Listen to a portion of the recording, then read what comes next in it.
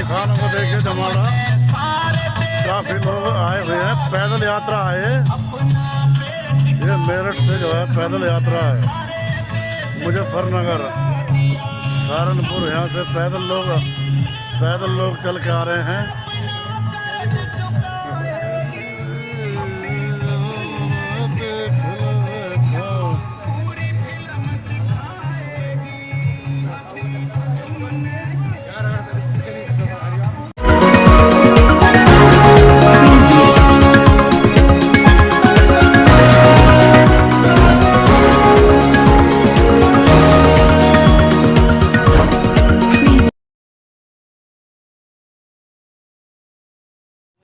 Nation news India में आपका हार्दिक स्वागत है। आज हम गाजीपुर बॉर्डर, जिसे क्रांति गेट के नाम से जाना जाता है, आप देख रहे हैं कि 7 महीने पूरे होने जा रहे हैं और किसान टस से मस नहीं होते, सरकार टस से मस नहीं हो रही, महंगाई पे महंगाई बढ़ रही है। हमारे बीच में तेज तरार युवा किसान नेता, जिन्होंने गांव देहात में जाके पूरी ग्राउंड रिपोर्ट ली और ग्राउंड रिपोर्ट दिखाई गई। किशन पाल जी, आपका नेशन न्यूज़ इंडिया में आपका हार्दिक स्वागत है। किशन पाल जी, दिन पर दिन महंगाई हो रही है और किसान टस से मस नहीं होते, सरकार बात करने के लिए राजी नहीं है, तो क्या बीच का रास्ता निकलेगा? तो सरकार के हाथ में नहीं है ना कुछ, सरकार के बस का ही कुछ नहीं है। सरकार तो सिर्फ उद्योगपतियों को लाभ पहुंचाने के लिए आई है। पेट्रोल सरकार के हाथ में नहीं, खाद सरकार के हाथ में नहीं, दूध सरकार के हाथ में नहीं है, अनाज का कोई मामला सरकार के हाथ में नहीं है, ज़मीन जो किसान के हाथ में है वो भी उद्योगपतियों को दे रही है। तो सरकार के हाथ में कुछ नहीं है। सरकार के हाथ में जो है वो सिर्फ हमारे देश के प्रधानमंत्री हैं, उनको झूठ बोलना और जनता का वोट लूटना और जनता को बहकाना और जनता के साथ जो है सिर्फ झूठ पे झूठ नया एक प्रोपेगेंडा खड़ा करना। देश को हम विश्वगुरु बना देंगे, देश को हम ऊंचाइयों तक पहुंचा देंगे, देश में जो खड्डे हैं 70 साल में हुए उनको भर देंगे और हम जो है आंखों से पाकिस्तान को पीछे धकेल देंगे और आंखों से चाइना को आंखें मिला देंगे तो पीछे धकेल देंगे। सिर्फ झूठ का पूरा प्रोपेगेंडा खड़ा कर रहे हैं प्रधानमंत्री जी। प्रधानमंत्री जी के हाथ में ही कुछ नहीं है, सारा हाथ में जो है देश के उद्योगपतियों के, अडानी अंबानी के हाथ में है। इसलिए ये महंगाई बढ़ रही है और महंगाई रोकने का दूसरा कोई चारा भी नहीं है।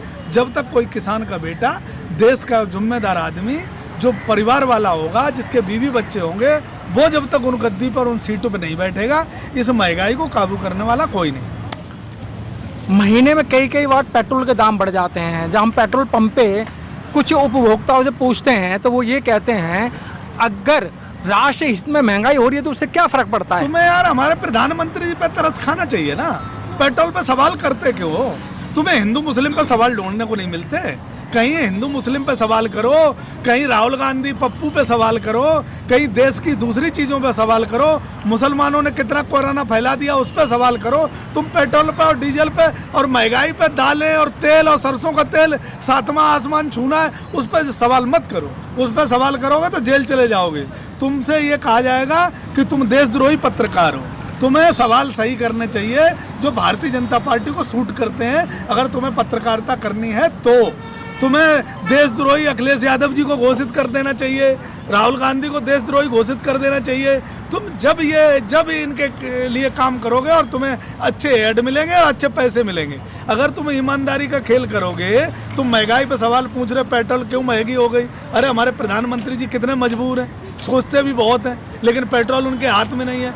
दालें इतनी महंगी हो गई, प्रधानमंत्री जी हमारे कितने मजबूर है, हमारे लिए बहुत सोचते हैं, लेकिन वो महंगी हो गई, क्या करें। हमारे देश में कोरोना काल में इतना बड़ा लॉकडाउन प्रधानमंत्री ने लगा, लेकिन किसी को पानी नहीं मिला, किसी को इलाज नहीं मिला, हॉस्पिटलों ने लूटा, तो इसमें प्रधानमंत्री जी की क्या गलती है। अगर गंगा में डेथ बॉडियां प्रयागराज में अगर एक तरफा बह रही थी तो प्रधानमंत्री जी तो कह रहे थे कि माँ गंगा ने बुलाया है, तो प्रधानमंत्री जी को नहीं बुलाया था, देश की जनता जो बह रही थी उसमें उसको बुलाया था। ये बात तुम्हें समझनी पड़ेगी, और नहीं समझोगे तो जेल का रास्ता तुम्हारा क्लियर है, मैं बता रहा हूँ। तो एक मुखिया का यही काम है। अरे तो मुखिया तुमने चुना काहे पे, हमने चुना काहे पे, हमने तो ये इस पे चुना था कि हमारा हिंदुओं का सरताज है, हमें महंगाई पे नहीं मुखिया चुना था, देश के विकास पे मुखिया नहीं चुना था, देश में हिंदू राष्ट्र बनाने के लिए मुखिया चुना था। तो हिंदुओं को गंगा जी में उसने जल प्रवाह करवा तो दिया है, यही मुखिया का काम है, तो मुखिया अपना कर रहा है। मुखिया को पता क्या है कि बच्चों की स्कूल की फीस कितनी जाती है, बच्चों की जो है खर्चे कितने होते हैं, ऑनलाइन क्लास के लिए स्मार्टफोन भी होना जरूरी है। देश में कितने % लोग हैं जिनके पास स्मार्टफोन है जो ऑनलाइन पढ़ाई कर रहे हैं, वो बच्चे कितने, उनके माता पिता कितने सक्षम हैं जो स्कूलों में बच्चे घर में बैठे हैं, 2 अक्षर पढ़ नहीं रहे और उनकी फीस पे दबाव बन रहा है। बच्चों के तुम्हें पता है रिजल्ट रोक दिए गए, बच्चे घर में माँ बाप ने फीस नहीं भर पाई, कोरोना काल में माता पिता की नौकरी छूट गई, उन्होंने फीस नहीं भर पाई, उनके रिजल्ट नहीं रोक रहे। कितने लोग ये आते हैं रोते हैं, कहते हैं भैया हमारा बच्चे का रिजल्ट नहीं दे रहा है, स्कूल ने नाम काट दिया। तो ये तुम्हें पता है प्रधानमंत्री जी को इन चीज़ों से क्या मतलब है। प्रधानमंत्री जी अगर सोचते हैं तो देश के बारे में सोचते हैं, देश की जनता मरो, देश के बच्चे मरो, देश का युवा मरो, देश का किसान मरो, देश की बेरोजगारी चरम सीमा पे है, महंगाई रिकॉर्ड तोड़ है। प्रधानमंत्री जी को इनसे मतलब नहीं है। प्रधानमंत्री जी राष्ट्र को सर्वोपरि विश्व गुरु बनाना चाहते हैं, तो विश्व गुरु बना दिया, कहीं हो सकता है कहीं नाम बदलने वाला मामला ना आ जाए तो हिंदुस्तान का नाम अमेरिका रख दिया जाए और उत्तर प्रदेश का नाम जापान रख दिया जाए। ये जो लोग सत्ता में बैठे हैं ये देश के लिए बहुत काम कर रहे हैं, पर देश की जनता के लिए कुछ नहीं कर रहे हैं। देश की जनता सड़कों पे मर रही है, देश की जनता को मरने के टाइम लकड़ी नहीं मिली, देश की जनता जो है त्राई त्राई कर रही है। वो समय आ रहा है, सही जवाब दिया जाएगा। प्रधानमंत्री हिंदू और 20 राज्यों के मुख्यमंत्री हिंदू, शासन हिंदू, प्रशासन हिंदू, फिर भी भारत जो है परेशान है, इसको हिंदू राष्ट्र बनाना चाहते हैं। तो कैसा राष्ट्र हिंदू राष्ट्र बनेगा जब सारे लोग हिंदू हिंदू हैं, तो फिर इसके अलग उपमा क्यों दी जा रही है। यार तुम फिर वही बात कर रहे हो, हिंदू हिंदू। अरे जो राष्ट्र में जो हिंदू का ठेका ले रखे हैं ना, उनका इतिहास निकलोगे तो उन्होंने रिश्तेदारियां मुसलमानों से जोड़ी हैं, और उन्होंने हिंदू राष्ट्र का जिन्होंने बनाने का ठेका ले रखा है, मैं उनकी बात कर रहा हूँ। और जिन्हें हिंदू राष्ट्र नहीं चाहिए, ये देश खुशहाल चाहिए, इस देश में तरक्की चाहिए, इस देश में रोजगार चाहिए, इस देश का युवा स्मार्टफोन लेके और स्मार्ट बात करे, स्मार्ट शिक्षा प्राप्त करे, इंजीनियर बने, डॉक्टर बने, वो जो लोग ये देश चाहते हैं वो हिंदू राष्ट्र नहीं चाहते हैं। वो मुसलमान को देश से भगाना नहीं चाहते हैं,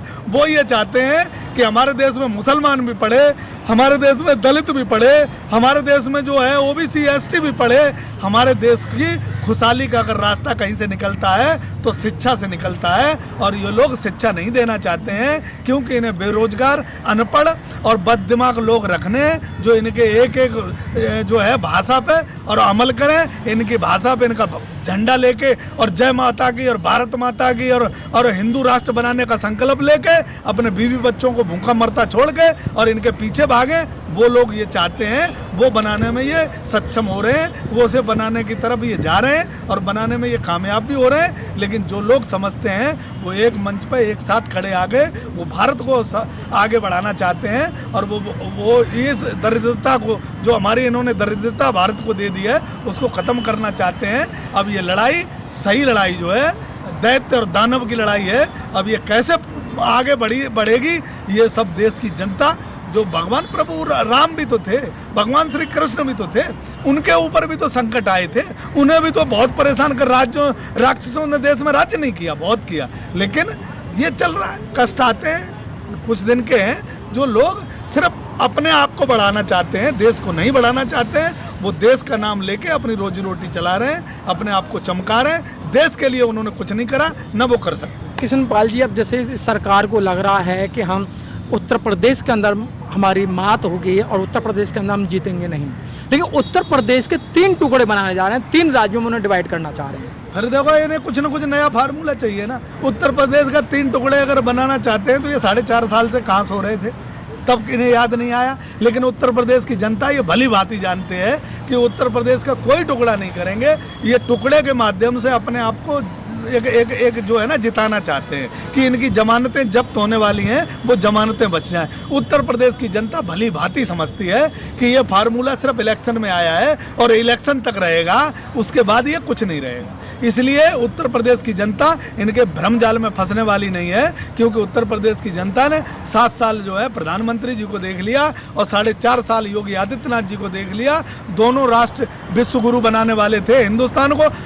आज उत्तर प्रदेश जिस स्थिति में है, शायद उत्तर प्रदेश के इतिहास में उत्तर प्रदेश इतने बुरे दौर से कभी नहीं गुजरा कि रोजगार के लिए BA और MA वाले बच्चे फावड़ा लेके नरेगा में नौकरी ढूंढ रहे हैं। आज जो शिक्षा जो माता पिता ने अपनी सर्वस्व लुटा के अपने बच्चों को पढ़ा लिखा के और डॉक्टर और इंजीनियर बनाने की शपथ ली थी और उन्होंने कसम खाई थी कि अपने बच्चों को हम डॉक्टर इंजीनियर बनाएंगे, वो बच्चे आज नरेगा में काम कर रहे हैं। तो उत्तर प्रदेश की तरक्की बाबा योगी आदित्यनाथ जी नहीं कर पाएंगे, क्योंकि उन्होंने मंत्र का उच्चारण करना जानते हैं। मंत्र का मैं नहीं जानता हूँ, अब पता नहीं मंत्र भी वो सही बोलते हैं या गलत बोलते हैं। हो सकता है उत्तर प्रदेश का जो प्रभाव है वो मंत्रों की वजह से गलत पड़ रहा है। उत्तर प्रदेश में कोई सही मंत्र देने वाला आएगा, वो मुख्यमंत्री बनेगा और ये उत्तर प्रदेश को सही रास्ते पे ले जाएगा। उत्तर प्रदेश विकास के रास्ते पे तब चलेगा। बाबा योगी आदित्यनाथ जी के बस का उत्तर प्रदेश संभालना नहीं है, क्योंकि उनको ज्ञान सिर्फ मंदिर का ज्ञान है,